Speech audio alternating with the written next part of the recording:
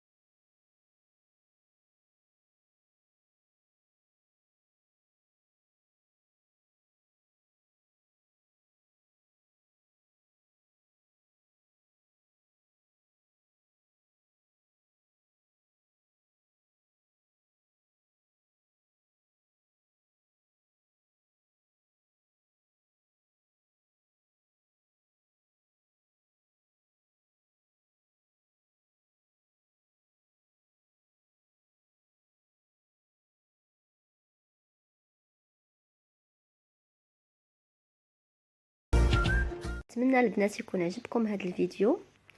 ونسيت ما قلت لكمش بان المواد كلها اللي خدموا ليها بهم طبيعيين 100%.